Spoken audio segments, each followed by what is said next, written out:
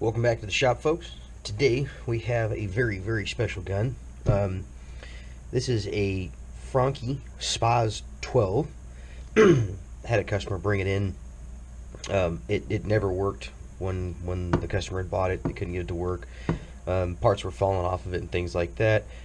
So I got a hold of it and did some things to get it back running. It needs a few parts. That's what we're going to be doing today as I show you how to disassemble the gun. I'm going to replace these parts as well.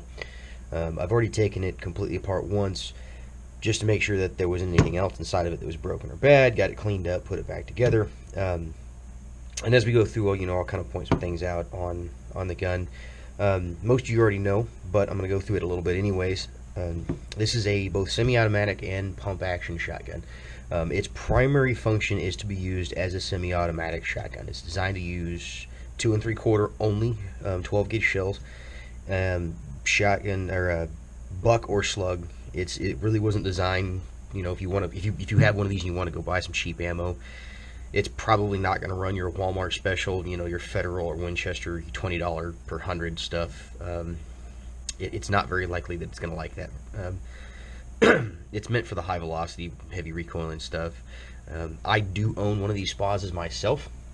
Mine's the later generation of it, the sporting purpose automatic shotgun instead of special purpose automatic shotgun. The only real difference is they changed the the mag extension here. I get 2 less out of my mag. I can only do 6+1. This one only 8+1, and mine is a fixed stock instead of a folding stock like this one is here. This one does have the original combat style safety. It was designed to be used with gloves. That's why it's got this big stupid paddle kind of thing on it. It is not safe. If your shotgun has one of these, go ahead and get the upgraded safety for them. They work as long as you really know what you're doing, but the problem is that you can, while it's unsafe, if you pull the trigger, the sear surface is actually disengaged, and the safety is the only thing keeping the hammer from dropping. So when you flip it on fire, the hammer will finish and fall, and the gun will go off. So you can have these things upgraded, or you can buy the new trigger group completely. It's entirely up to you, but it can be done. As a matter of fact, these folks right here, parts are extremely difficult to find for these things. They are very rare and very expensive. This stock setup, like if you have a fixed stock one like me and you wanted to put this folding stock on there, just the folding stock portion here runs by itself about $650–700. These hooks back here, because there are some of these shotguns, from my understanding, that would not accept this hook. These things here, what it was is just that part right there, goes for several $100s. It's kind of ridiculous how expensive parts on these are, but there's a reason for that, and that is there was only about 1,800 of these things ever brought into the country in any variation whatsoever. They're pretty rare and they're pretty pricey. The last retail price on them new was about $1,500, and you can expect to pay at least that, if not more, for one if you find one at a gun show. I've seen them floating around, and typically, even in this configuration, they're usually about $1,650–1,700. I basically stole mine. I think I paid $700 for it a couple years back. Found it in a pawn shop in middle of nowhere. And I asked him why it was going for so cheap, and he said they just don't have the market and wouldn't support full price on it, and they just needed to unload it. So I bought it, just suspecting that I was going to have to do some serious work to it. There was probably an issue, and there wasn't. I was very surprised. It did have some cycling issues due to the shell latches, one of the shell latches being bent, but it didn't take me long to get that fixed, and the gun works flawless. As a matter of fact, mine will cycle that cheap Walmart stuff without any issue. It doesn't like it, but it will cycle them. You can tell the difference when you're running the 2 separate high velocity loads and then the cheap dove load type stuff, that the gun definitely likes the hotter stuff. Switching it from semi-automatic to pump is simple. Right here on the top, there's actually 2 lines on it, and you have the A's, double A's, and then double M's here. And what that is this line is for automatic, and this is for manual, and that's where your stock, or your forearm will wind up on what line to tell you where it's at. And to do so, you just push this button here, and you slide it back, and that's in pump mode now. And you can see that it's lined up here with manual, or you go forward for automatic, like so. It's your bolt release is on this side here, this big lever. Flip that, and now you can pull the bolt back. The bolt release is here.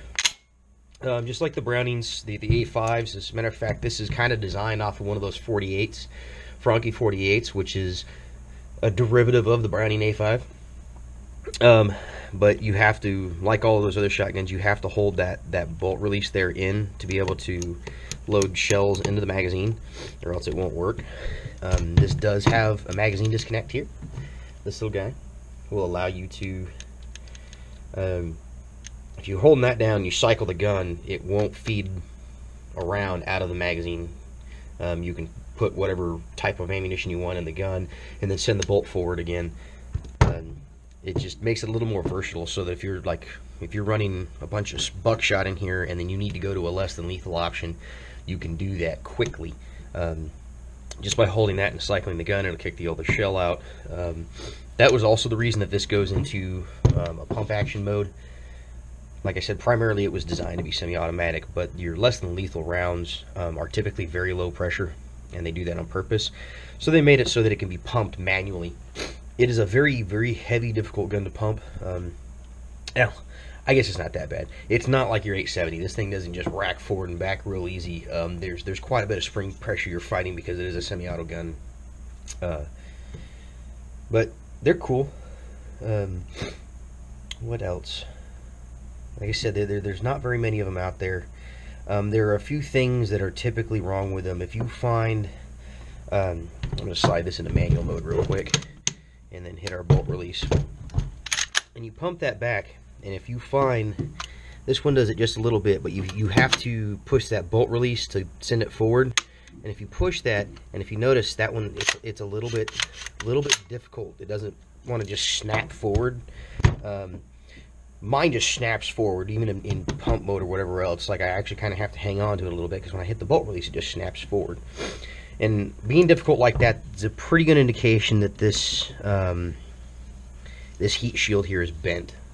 You're gonna have to find out where the bend is or where the ding is, and go in there and straighten it out, and be very careful, because the odds of you finding another heat shield are slim to none. A lot of people took them, and there's a couple of movies that had some very modified version of these, and people were buying up parts and building those guns, like movie prop gun type things, and have pretty much destroyed the supply of parts for these guns. They're expensive. This mag tube, if I wanted to buy this magazine extension for my gun, I think they run a couple $100 just for the extension. I mean, everything on this gun's a couple $100, a couple $100 here and there, whatever.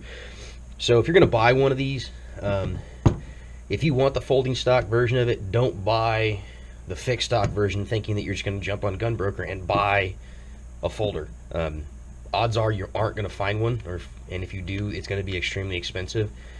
It's just not worth it. That's a lot of the reason why all of the fixed stock versions haven't been converted over to the folding stocks, is because it's expensive to do, and there's no point. You're not going to get your money back out of it. You're going to lose money on that. It's just kind of a losing proposition there. This stock, keeps saying folding. It does fold up and over. The little thing here, and that's how it folds. And yes, this is where this hook is kind of supposed to be. The gun's not really designed to be fired in this configuration. It can be, but it wasn't designed for it. So the stock itself actually hooks on that rear sight. You pull the little thing back there, and it'll fold up out of the way. And that there is just a ghost ring style rear sight that's bolted in, non-adjustable. I mean, it's got a fixed front blade sight there. One thing I will say, that this rear sight isn't adjustable, but there are two different notches, so to speak, on it. The big round hole, you can see that little groove at the bottom of that hole there. right there, that little guy. And then you get this big giant aperture sight here, the peep sight. This big peep sight is meant for when you're shooting the buckshot and stuff, that you just hold that and center it up on your front sight post and fire. This little bottom part here is what was designed so you could shoot slugs and be a little more accurate. It basically makes a slightly smaller aperture and allows you to be more accurate with firing the slugs. But one of the parts that we are going to replace on this that actually quite often breaks is the stock here is supposed to have a rubber buffer in it, kind of a shock absorber, and that's actually what this is. This is the new one. The old one, this is what's left of the old one. It just broke clean off, and that's really, really common on these guns. These things are breaking all the time. There's an actual buffer on the back of this receiver, so when the action comes full back, it bangs into this little rubber buffer. We're going to replace that one on there. Well, like, I ordered a new one. These parts are available, and they're not terribly expensive for these basic parts here. But this one didn't even have one. It was non-existent. And we're going to put an O-ring on it because it's a gas system. So, new O-ring. And I ordered all three of these parts from the same place. And I'm going to go ahead and plug them. I typically don't plug businesses, but this guy was so awesome talking to him, and I had a few questions. They're called the Spas 12 project. You can see here, just sent me a sweet business card, man. This business card is just really cool. Good job on that guy. Spas 12 project, it's just spas-12.com. Have tons of information on there. They even have like this video on, like, hey, if you want to buy one, this is what you need to look for, and blah blah blah. It's really good information, and they have a lot of parts available. So you're probably not going to find them with folding stock, things like that, but they do have the stuff that just to keep it running in general, and they have a lot of good advice. They have sources for parts and things like that they've figured out. Great job over there. He's really nice. When you order any part, big or small, he doesn't care, man. He sends you 2 or 3 of these little O-rings for free. So super nice, man. I was really impressed. Thanks a lot. I'm going to put a new one on this gun. I'm probably going to take one and put it on my gun. And he sent me this cool sticker. That'll be really neat, slap that on the side of my toolbox. Good times. But thanks a lot, man. You guys over there at the Spas 12 project, really appreciate you helping me out. So all that being said, let's kind of go into the disassembly of this thing. As we go through this, I'm kind of it's like all the other shotguns, man. They are relatively simple. They all start with unscrewing your mag tube. I guess I should have told you, lock the action to the rear. Take the spring pressure off everything, so as you're unscrewing this, you're not trying to push everything out all at once. Hang on to this thing because there is a magazine spring in there, and it's long and it's pretty stout.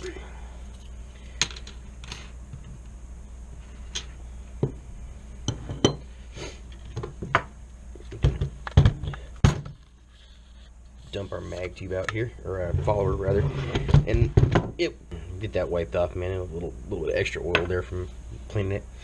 Now this whole thing here will actually just come out and just wiggle it out. Don't just try and yank on it. It's going to try and hang up on things here and there, and wiggle it out and be patient. It comes out like that.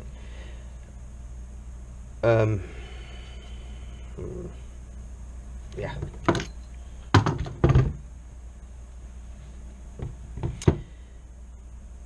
Some things really you don't want to mess with unless you're actually trying to replace, and one of them is going to be your handguard, the 4 in here with the selector on it. It's kind of a pain in the butt to get back on and off of it, and you do kind of risk bending the shit out of it doing it. So the selector on this gun, the way it works is it actually runs this this cutoff here is really what it is. This little switch here kind of rides in a groove on the inside of this, and all that is cutting off or turning on the gas inside of there. So it, just like all the other semi-auto shotguns, there is a, obviously gas ports drilled into your barrel lug here and into the barrel, and that bleeds gas into the system, cycles the gun, and all this is doing is turning that gas on and off. So when you pull back on it, gas is off.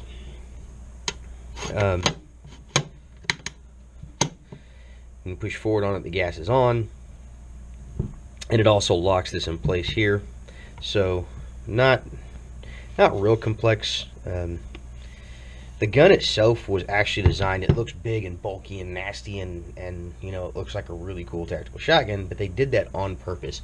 They actually built this gun to be as intimidating looking as possible. The barrel comes out of here real easy. You just unscrew these two screws here. This one holds your rear sight on, so keep that in mind, and then this one just unscrews, no big deal. For simplicity's sake, I'm not going to mess with that either right now. They do make chokes out there for these things. There are muzzle devices you can get that just unscrews. They're threaded externally instead of internally like most shotguns are. But to my knowledge, there are actually chokes available to it. I can't remember who makes them, but they do exist. I'm actually working with a company right now that makes shotgun suppressors. No, not the Sabo 12. I've asked them about choke tubes, because typically when you buy their suppressor, it comes with 3 choke tubes with it, and typically I mean, you can pick whatever 3 you want, but they will send you them. But they don't make anything for the spas as far as the adapter to suppress it. The other thing too is my shotgun is actually like a 16-inch barrel, but to be imported they had to silver solder on the extension to make it I think it's 21.5 inches or whatever, for importing purposes. And I thought about desoldering that and doing the paperwork, and SBS it and desoldering that, and then getting the suppressor. I just think it'd be really cool. But I've talked to this company, and there's a possibility that I might just have to send them my spas, just send them the whole gun, and they're going to R&D a set of choke tubes to fit that suppressor on, which would be really, really cool.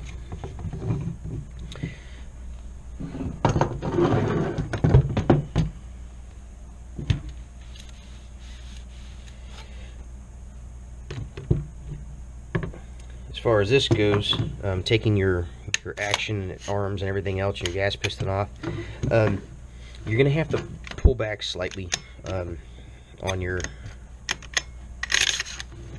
action arm there, and that's just to free up the bolt, the breech face there, so you can pull your charging handle out, kind of like the 1100s.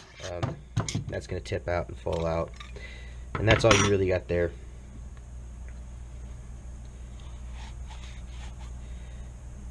There's a lot of extra schmoo in this thing, man. Like I said, when I oil them down, I kind of go overboard on it and then go back and then wipe them all up. Let them sit for a while so I can get some of that oil to pool in places that I know I can get to and wipe off. And that comes off there. Firing pin is in there. It's springed. Little roll pin, knock that out. Your firing pin come out the back side, and then you can take your breech block out and all that stuff there. Same thing, just a pin holding in your extractor. There is, like I said, we're going to replace that O-ring.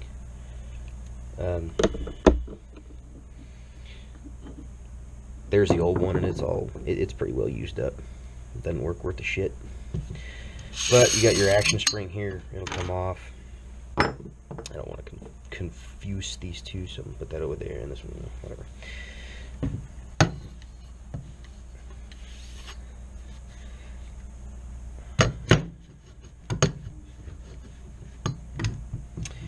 So what we need to do now is pull the stock off. And that stock screw is in there, just like so. And you can use, you know, a big quarter or something if you got it in there, but I'm trying to figure out if I got a screwdriver bit that will fit. Yeah.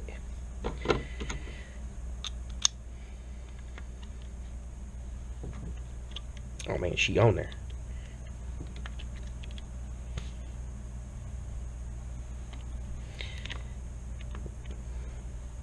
There we go.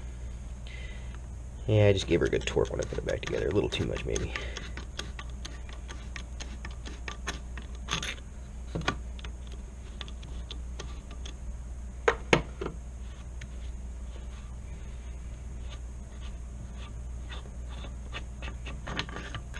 That's it, man. Just this big old gnarly bolt thing, and then this whole dealy bob here comes off. Getting the rest of this part is kind of a thoroughly pain in the ass job. They did have a there was a version of it that had a pistol grip safety on it, and that's what this here is. This little spacer in your grip is what it's that's what that's there for. There's actually just a filler because there was a different version of it. One of the other things that I ended up having to do on this too is this little plate. But this plate here that holds in this retainer and spring and all that, and that's actually for your little hook here. These things are just kind of tack welded. This plate's just kind of tack welded to the back of this thing, and that the welds had broken off, so I had to go back in there and I had to weld it, re-weld everything up, and then re-blue it because I had to bead blast it a little bit to clean it. You know, you can't weld over bluing. So I did that. Since I've got this apart, what we'll do here is go ahead and that little rubber stock buffer thing, that's what we're going to replace right now, and that is held in with like two C-clip type deals, and I don't know if you can see right in there. There's two little C-clips that hold this pin in from the inside, so we're gonna have to pull those out.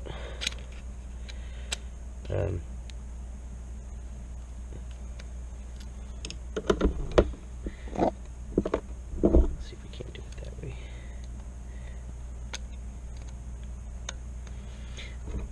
Yeah. See if that blade's not wide enough.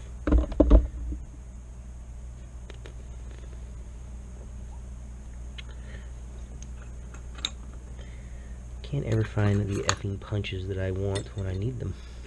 There we go.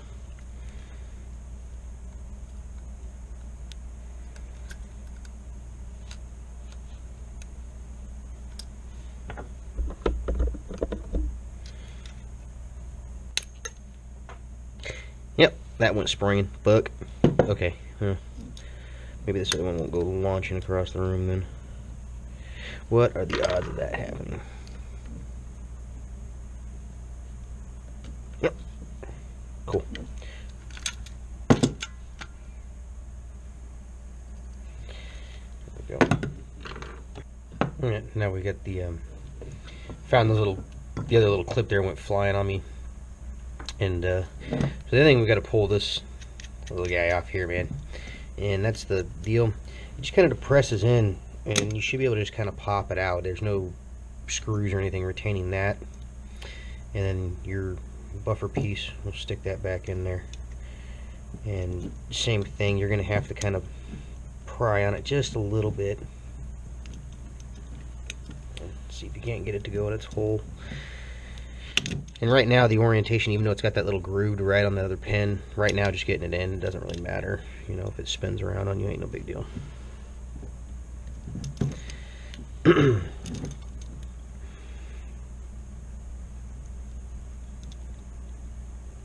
we go.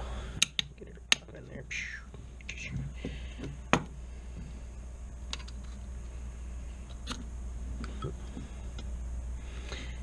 Line that up. See if we can get a little pin to the hole there, and our buffer's in the way. But you want that little notch in that buffer to face up. So you can get your pin through.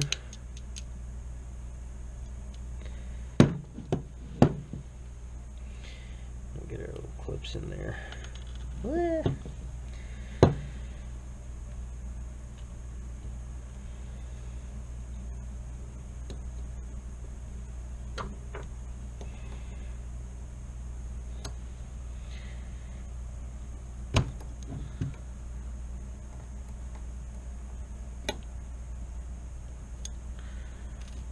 Yeah,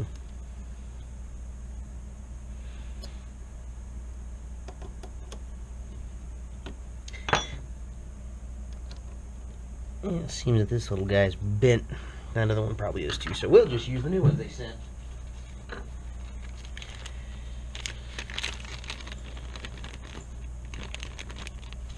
They sent me 3 in case I lose one, and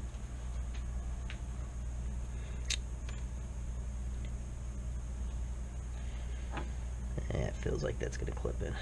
There we go. Yeah, right on. Oh.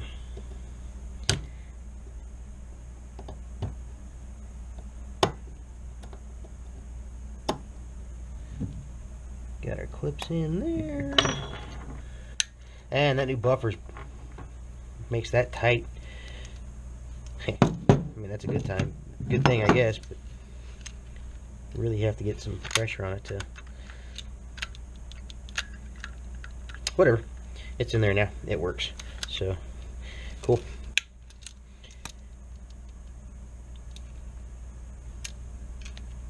Alright, let's move on to the next thing here on the receiver. And we'll put all these bullshit tools away real quick.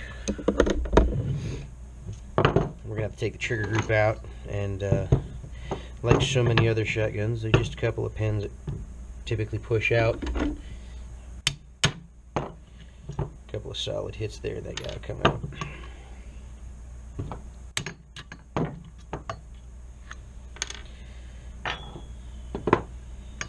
Trigger group comes out there.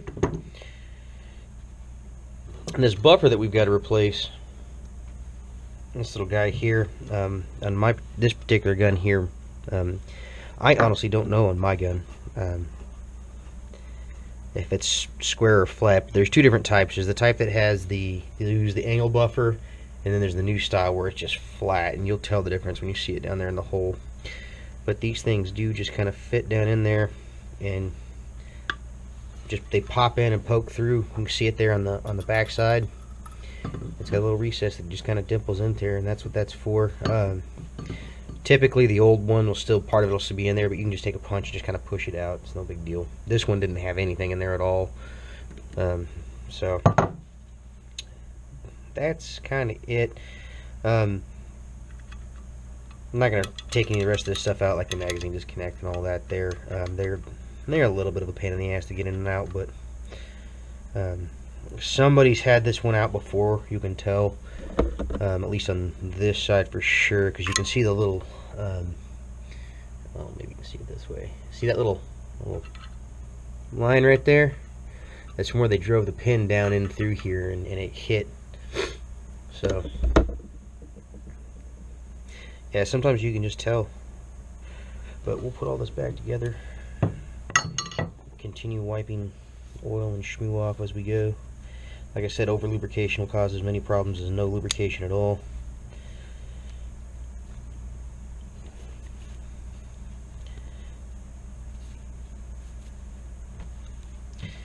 Put our trigger group back in. And luckily on these, they don't really, it's not like the Remingtons where, you know, you got to tip them in and wiggle them around, do all kinds of funky stuff to get them to work. They just kind of drop in. It's pretty cool. Where's my good hammer? Oh, it's over here.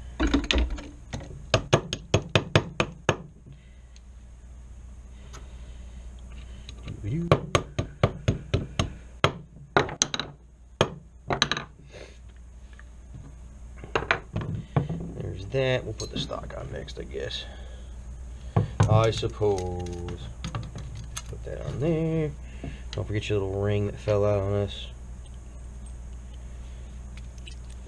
Doobly doo. And we'll just stick it back on there, man.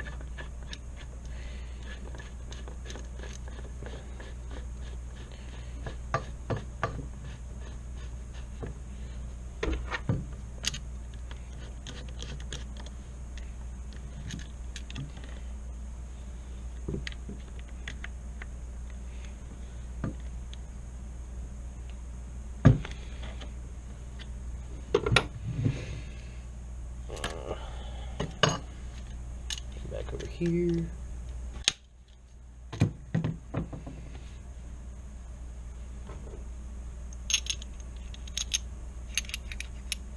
down there. And which one do you ride? You ride like mirror. And you ride like mirror.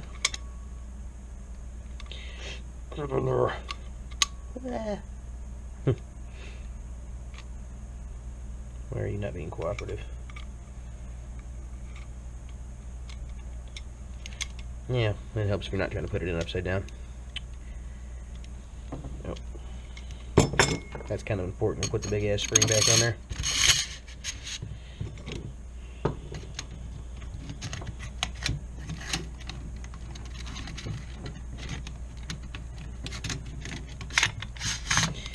Okay, time to be a little more cooperative, gun.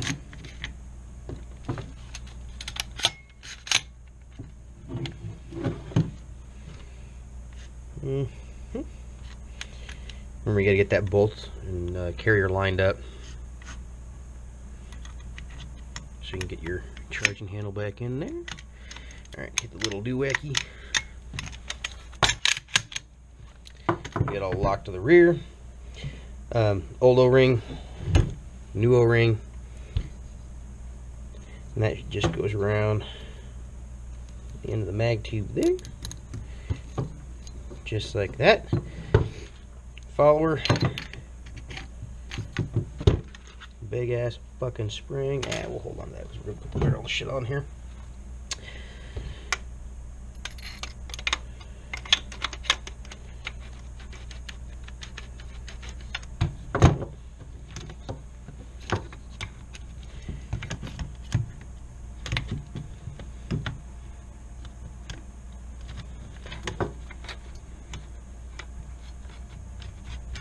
Come on, little guy. There we go. Atta girl. Just like that.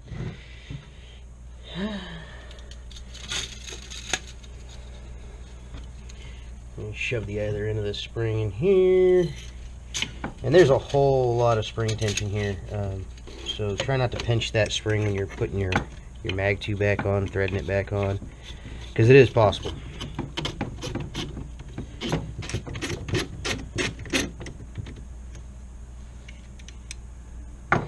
Make sure it's on there good and tight.